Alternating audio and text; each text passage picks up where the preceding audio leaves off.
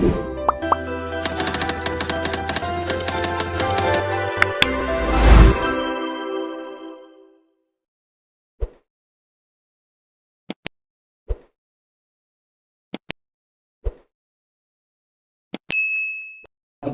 Bapak Ibu. Bismillahirrahmanirrahim. Assalamualaikum warahmatullahi wabarakatuh. Salam sejahtera buat kita semua. Selamat siang. Pertama-tama marilah kita panjatkan puji syukur dari Allah Subhanahu wa taala, Tuhan yang Maha Esa. Harus kita pastikan sebagai umat. Ya, kalau tidak ada ridhonya dari Tuhan yang Maha Esa itu mustahil kita bisa berjumpa di sini. Itu harus dipastikan sebagai umat yang beragama. Jangan ngomong aku beriman kalau tidak yakin bahwa setiap langkah dan ucapan kita itu atas ridhonya Tuhan yang Maha Kuasa. Selawat serta salam semoga senantiasa tercurahkan kepada baginda Rasulullah Muhammad SAW, manusia pilihan yang telah memungkinkan kita tanpa melihat latar apapun bisa membangun hablum nas yang baik. Biar jangan salah nanti teman-teman. Nabi Muhammad menitipkan kepada kita kalau mau menjadi nabi apapun yang kafah itu yang lengkapnya harus hablum nasnya bagus, hablum nasnya bagus. Bapak Ibu yang saya muliakan, insya Allah kita yang muslim dapat menjadi dulu itu kamera itu ya? Nabi Muhammad sampai akhir kiamat, sampai roh dan jasad kita berpisah, insya Allah. Terakhir, dalam sambutan pembukaan saya selalu mengingatkan diri saya sendiri agar manakala kita ada di dalam Pondok Benda ini ya, Kelurahan Pondok Benda RT RW berapa saya lupa.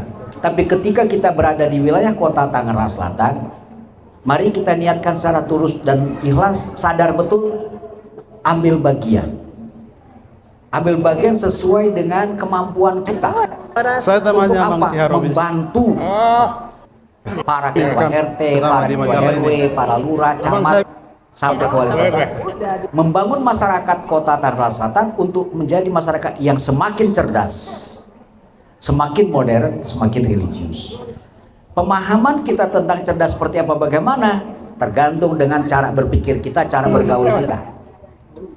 Secara sederhana orang cerdas itu tidak mau mengucapkan kebun binatang dari mulutnya, caci maki dengan orang karena berbeda akidah, berbeda suku. Itu nggak cerdas. 13. Modern itu kita artikan adab. Makan di meja makan dengan tangan kiri rasanya kurang beradab. 3. Kalau Islam biasanya yang dorong pakai tangan kanan, Bismillahirrahmanirrahim. Itu cara memahami modern, adab secara sederhana. Religius itu berarti universal, saling mendukung, saling memahami cara beragama masing-masing. Makasih. Nah, Bapak Ibu yang mungkin belum kenal siapa yang berdiri ini, namanya Fahrudin Zuhri, Cina Palembang yang senang aku Betawi. Makanya hari ini peci merah. Ketemu tadi sama Bang Karta. Udah kayak kembaran aja. Dia pendek, saya pendek. Benar nggak? Iya. Nah kalau orang Betawi bilang begini, kalau peci udah begini udah ribet dah. Pak Princess kalau udah begini udah ribet nih kalau begini. Berarti banyak utangnya. Kalau begini, alhamdulillah agak lempeng gitu kan. Miring dikit begini, oh agak tompes, kentong kempes.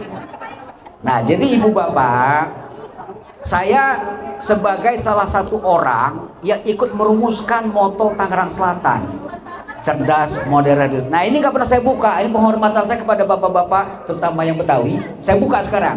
Siapa aja sih yang merumuskan moto Tangsel itu? 1. Kiai Haji Zarkasi Nur, Menteri Koperasi zamannya Gus Dur, tokoh besar di nasional tapi tinggal di Ciputat, asli orang Ciputat.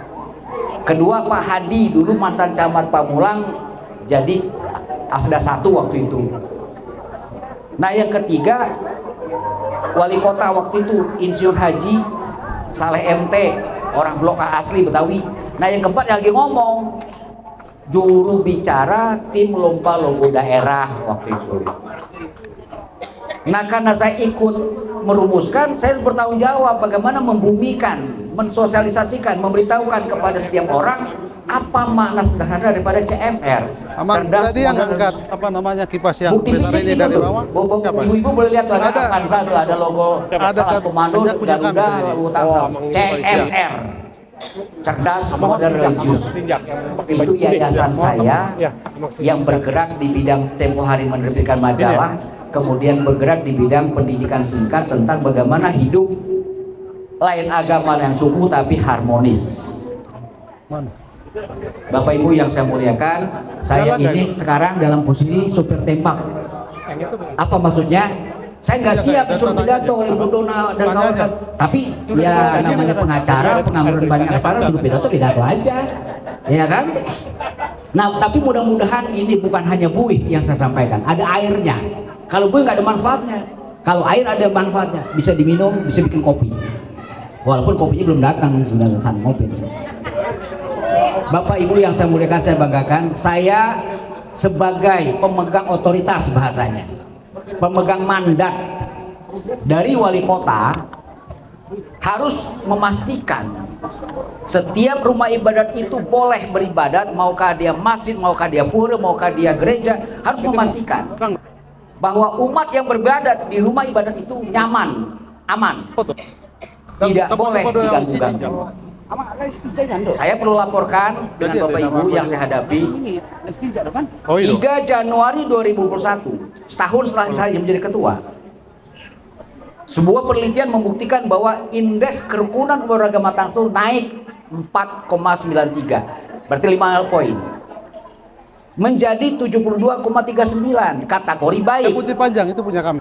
Mungkin nggak FKUB bisa mencapai angka itu? Cuman ini aja. Mustahil bisa.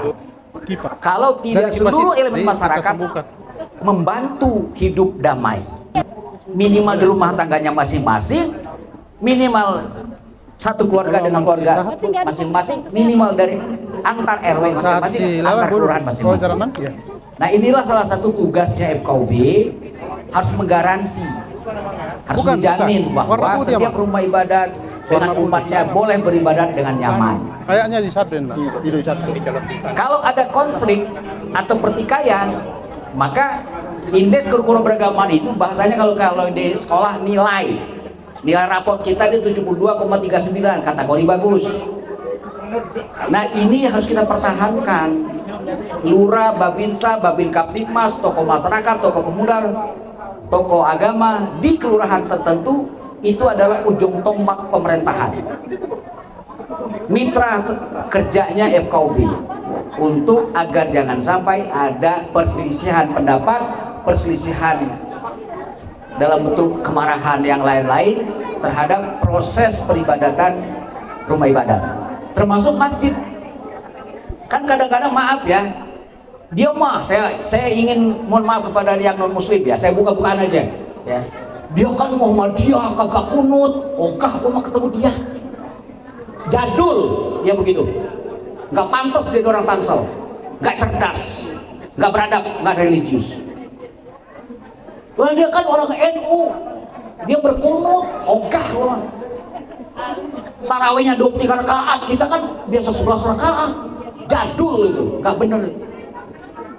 Jadi maukah kita NU, maukah kita Muhammadiyah, kan ciptaan Tuhan. Janganlah begitu. Memang saya bisa milih, nggak jadi Cina Palembang, nggak Islam, nggak bisa.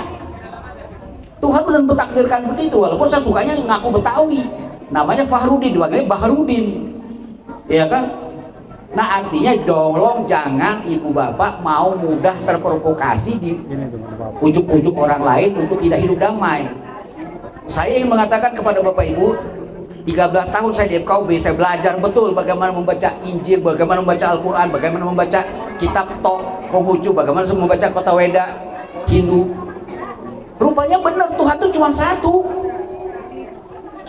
Cuman orang Islam menyebutnya Allah Subhanahu wa Ta'ala. Kristen menyebutnya Tuhan Yesus Juru Selamat dunia. Hindu mengatakan Idah Sang Hyang Widi. Jadi jangan dipersoalkan, jangan sok tahu ngatur Tuhan. Jadi ada hal-hal tertentu yang nggak bisa kita ukur dengan otak kita. Itu namanya takdir kalau dalam Tuhan, dalam apa namanya Islam. Ya, tapi takdir katanya bisa dirubah-rubah. Karena apa? Itu yang tidak bisa nasib. Udah garis tangannya ini. Ya, saya nggak pernah berencana, Bu. Ibu-ibu yang Betawi, tolong angkat tangan yang Betawi. Tolong yang Betawi. Tolong angkat tangan ibu-ibu Betawi. Ya, terima kasih, Bu. Saya mau ngaku sebagai orang Betawi. Saya nggak punya rencana, Bu, kawin 4 kali. Banyak amat. Kan udah dibilang saya nggak berencana. Loh, kalau Tuhan mentakdirkan apa? 1 Solo, 1 Cina, 1 Padang, ya kan? 1 Betawi. Nah, yang ini sekarang Padang nih. Ini kan rahasia Tuhan. Yang menyedihkan apa? Bukan sekaligus 4. Kalau sekaligus 4 hebat. Hebat, pasti punya ilmu luar biasa. Ini bergantian. Bini mah tetap atu meninggalkan daku, atu meninggal dunia, 3 meninggalkan daku lagi. Sedih nggak? Sedih. Makanya kalau ada yang janda, mohon maaf, cepet-cepet cari jodoh. Jadi enggak, maaf, pengalaman 3 tahun jadi duda, sakitnya bukan main. Abang normal nggak sih? Kagak kawin-kawin lagi. Nih ponakan gue pertama SMA, gue mah rela banget jadi ponakan abang. Artinya apa? Itulah yang mau tegaskan, kehendak Tuhan itu tidak bisa ditawar menawar, nggak bisa dinegosiasikan. Kebetulan emak saya guru ngaji, kata emak saya begini, ada 5 perkara yang tidak bisa dimusyawarahkan dengan Tuhan. Apa saja? Perjumpaan, langkah perjumpaan, malapetaka rezeki maut, itu nggak bisa dimusyawarahkan. Itulah di awal pembukaan pidato saya tadi, harus diyakini betul bahwa perjumpaan kita ini mutlak atas kehendak Tuhan. Nggak bisa. Kalau Tuhan tidak berkehendak, nggak mungkin saya berangkat ke sini mulus. Walaupun rumah saya cuma di Sinar Pamulang Timur kemarin. Nah, artinya saya ingin mengajak Bapak Ibu, mari kita sebagai umat beragama, jadilah umat beragama yang benar sesuai dengan formatnya Tangerang Selatan. Religius itu berarti berlaku umum, menghargai orang lain dan istiqomah dalam agama iman kita masing-masing. Tidak boleh membeda-bedakan. Benar, Bu? Ibu namanya siapa, Bu? Ibu Romla. Sayang kita terlambat berjumpa. Kalau berjumpanya masih sama umur, saya petik. Tawa enteng gini aja. Nah, jadi ya itu saya menerjemahkan motonya Tangsel, cerdas, modern, religius. Terakhir, saya ingin menerjemahkan tokoh. Banyak orang mengerti, senang. Gua harus jadi tokoh. Wah, tokoh dibeli. Dulu tahun 2000-an, masanya pemilihan Badan Perwakilan Desa. Ada seorang dokter datang ke saya mau jadi tokoh seperti abang. Saya tanya, kalau remaja masih ke rumah ente ngasih berapa? Kalau pamer iurannya 10.000 setiap kakak, ya 10.000. Kalau remaja masih minta buat instrumen rata-rata kakak 15.000, ente ngasih berapa? 15.000. Nggak bisa ngotot dijadikan tokoh kalau yang begitu standar. Abang siapa namanya? RT Eli. Nah, RT Eli, tokoh masyarakat ini. Nah, yang namanya tokoh masyarakat, kalau remaja masih datang jangan cuma ceramah doang. Habis kasih kalau iurannya 10.000, ngasih 15.000 minimal. Itu baru tokoh. Ngaku tokoh masyarakat jadi provokator. Nggak bener itu. Jadi setiap sebutan itu punya konsekuensi, punya sebab bagian. Saya sebagai ketua FKW nggak boleh saya rasis.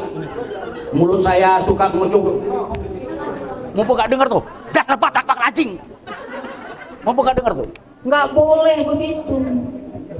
Mulut kita ini juga bisa menggores hati orang luar biasa, sakit dan menyakitkan. Nah, jadi banyak orang merasa ingin ditokohkan tapi tidak tahu konsekuensi ketokohan. Maka saya menghimbau, mau siapapun yang ada mendengarkan saya, ketika dia disebut tokoh masyarakat, ketua RT itu pasti tokoh masyarakat itu.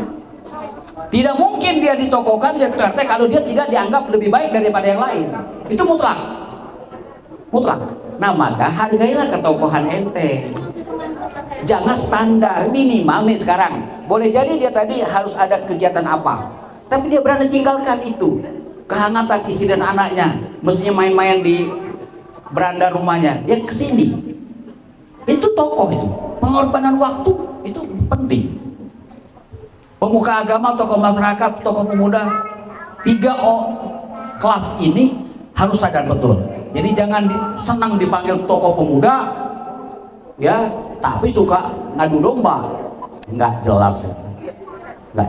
Nah, jadi minimal ketokohan itu harus dirawat. Apa contohnya tokoh? Kalau dia sudah dikatakan tokoh, harus berani berkorban, ya, berkorban waktu, pikiran, kalau perlu isi kantong kalau ada rezekinya. Ada tokoh masyarakat dikatakan tokoh, begitu 17 Agustus pemuda-pemuda mau Karang Taruna mau sumbangan, dia ceramahin 1 jam. Begitu keluar seperak pun gak dikasih. Maaf, ini terjadi perumahan saya. Ketua panitia lapor ke saya omelin tuh, bang, kok nggak ngasih sama sekali? Kan anak gue udah pada gede, udah pada kawin, ngapain gue bantu-bantu remaja? Oh, otak lu berarti otak apa namanya, otak individualis, ya. Dulu berupanya dia senang membantu karena ingin anaknya tampil di panggung. Ini namanya kurang ajar ini, tokoh yang nggak perlu dipelihara ya begini. Nah, jadi sederhana aja, saya menerjemahkan, mohon dengan segala rendah hati, dengan segala hormat, nggak ibu-ibu, nggak bapak-bapak, ketika sudah disebut tokoh pemuda, tokoh masyarakat, tokoh agama, itu ada artinya. Kita harus berperilaku, berucap lebih baik daripada yang lain. Ini Fahrudin semampai kan, semester hampir nggak sampai. Apa gunanya pemerintah memberikan mandat kepada saya, pemegang otoritas wali kota untuk kerukunan? Karena saya punya nyali, saya berani bicara padanya kalau kebenaran, dan saya berani menanggung resiko kalau saya memang harus diomelin, dikebukin karena saya ngomong bicara benar, dan saya ikhlas menerima konsekuensi ucapan saya, perbuatan saya. Nah, artinya setiap kita ini pasti ada kelemahan, pasti ada keunggulan. Maka kalau kita mau rukun, bahasa saya sederhana ini terakhir. Jadi Bapak Ibu yang di belakang saya, kalau kita mau damai sederhana resepnya. Perkecil perbedaan. Perkecil perbedaan, perkecil perbedaan. Lalu perbesar, tinggikan persamaan. Nah, apa yang sama dari kita? Ada 2 modal hidup rukun. Ada nggak yang nggak beragama di sini? Nggak ada. PKI nggak boleh, nggak punya hak hidup di sini. Semua kita beragama. Ada nggak agama yang membenarkan rusak-rusakan? Nggak ada. Selalu damai. Ini satu modal. Sama-sama orang beragama. Terakhir kita sama-sama anak Ibu Pertiwi, anak Republik Indonesia. Coba Pak RT Ali, kita tukar KTP, pasti logo Garudanya bukan kambing. KTP-nya pasti Garuda kan? Berarti kita satu bangsa dong. Maka modal untuk bangun kerukunan, menurut saya Bapak Ibu yang saya muliakan, hanya 2 itu, dengan itu cukup. Sadarilah bahwa kita sama-sama makhluk Tuhan, sadarilah bahwa kita sama-sama anak bangsa Indonesia. Nah, terakhir supaya nggak ngantuk, saya bikin salam. Kalau saya bilang salam kerukunan, mantap luar biasa. Saya coba, salam kerukunan, mantap luar biasa.